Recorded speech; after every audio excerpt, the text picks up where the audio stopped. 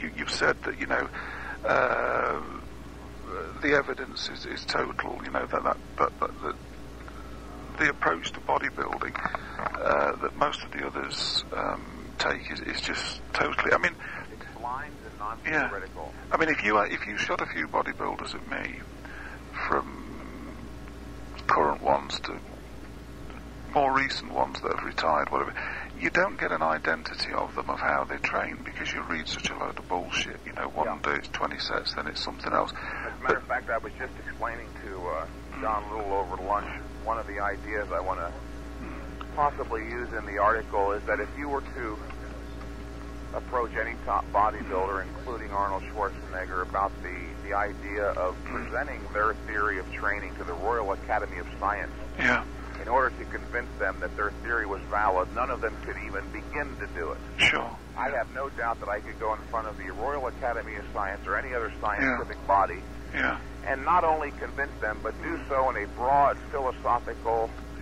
scientific contest with a high degree of distinguished intellectuality. Not a single one of these guys could do that.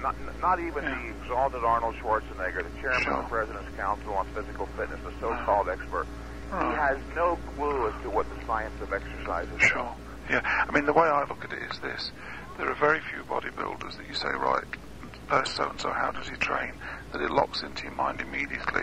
The only ones I can think of are yourself, Casey, and Dorian. You know, and is it just a coincidence that you all follow the same procedure, basically? You know, it just, as you say, the evidence is overwhelming. It can't be contradicted, but it's the was it Arthur Jones that said the small boys in the gorilla suits that actually it was Casey Viator he characterized as a child in a gorilla suit. Casey Viator, while using the theory of high intensity training, never understood it. Right. He was just blindly following what Arthur Jones told him to do. Yeah. Right. And this is the way most people train. Yeah. Mike Matarazzo, Lee Haney are. Well, this is what I've built into the article about Dorian. That I've said that the basis of his training is obviously in the beliefs and policy that you brought out in the mid to late 70s, which in itself goes back to the work ethic. You get out for what you put in, and everything's got to be well thought out and logical and structured. It's highly specific, actually.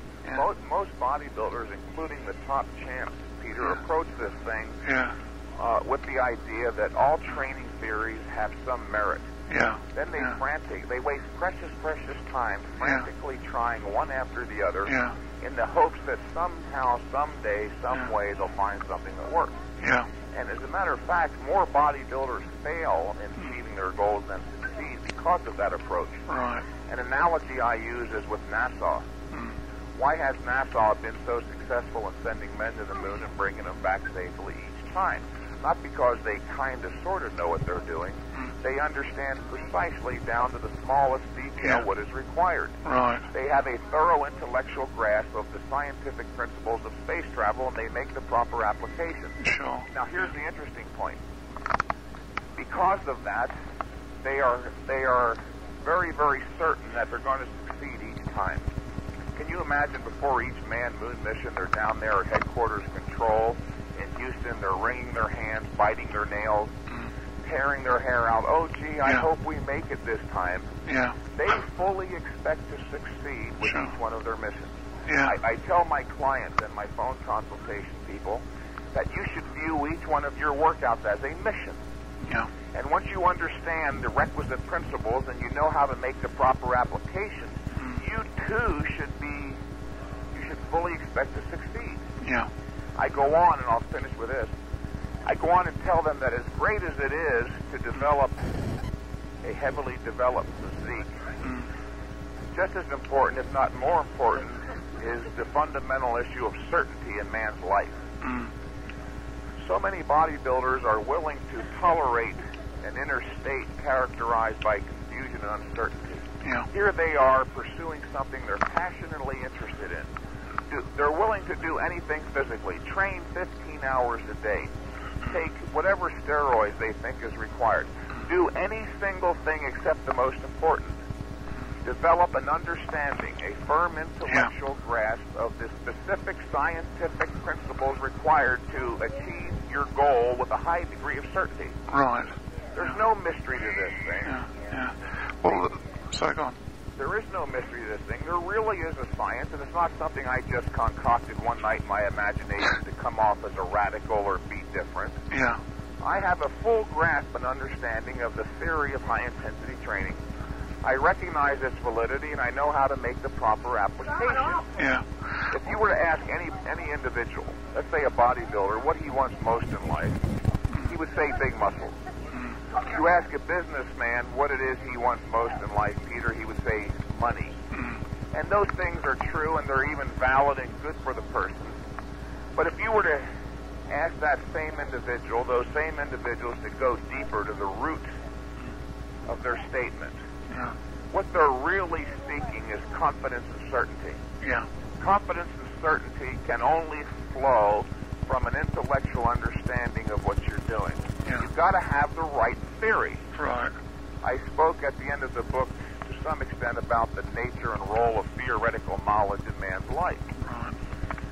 Philosophy is not just something for ivory tower intellectuals. Yeah. It's not something that only Aristotle and Ayn Rand do or did or should do. Yeah. Philosophy is the most crucial thing in man's life. Yeah. Everything that we're doing right now flows from philosophy. Right.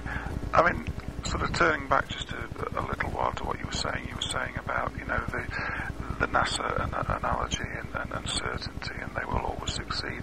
And this is the point I've made about Dorian, that he, in 8 years, from contest to contest, has improved, whilst every other bodybuilder, without exception, the Lee Haney's, the Labradas, all of them, have peaks and troughs.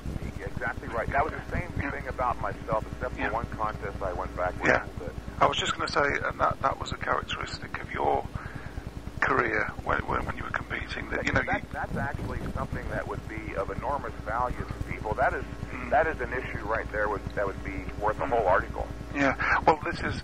I mean, when I was writing this stuff on Dorian, I mean, it's. I mean, without exception, they all go up and down because they don't know what the hell they're doing, basically. They have no idea. Yeah. Their approach is blind, non-theoretical. Yeah. They don't have control over a theory. They don't have conceptual grasp of a theory. Yeah. It's blind, non-theoretical. They are floundering. If you were to be able to jump inside their skins and experience what they experience with regards to their training, you would be shocked at the level of anxiety and uncertainty. Sure. It's curious because 2 years ago, one of my training clients befriended Gary Stridham. And in the course of a few of their conversations, my client explained to him the theory of high-intensity training and talked about the great results he was getting. Yeah.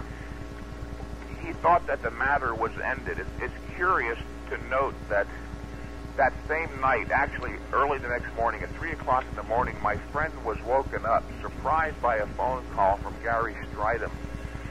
Gary Stridham asked him, "Do you really think that high-intensity training is the right way to go?" Here, Gary Stridham achieved the absolute highest level, and he still wasn't sure about what he was doing. Right, yeah. Again, it's the fundamental issue of certainty in man's life. Yeah. This is something that appeals to everybody, the issue of certainty. Yeah. Well, I mean, it's that's the whole thing. Then it's in the belief in the system. Then the results come. There's the physical release and the mental release that you've got the right plan. And so to have the two combined and united. Yeah. Not only are you developing the physique, improving every time, but you know why it's happening. It's not a freak phenomenon. Right. It's predictable. It flows from the application of scientific principle. Yeah. That is the greatest way to live life. Not just to be, by accident, achieving goals occasionally, but to be able to achieve all of your goals predictably. Right. Well, Mike, I thought I was going to speak to you for about 5 minutes, but it's been well worth it. Well, actually, the reason that some of this stuff is flowing so easily, I'm preparing myself psychologically right now to do that article. The evidence is overwhelming. These are some of the ideas I'm going to express in there. Great.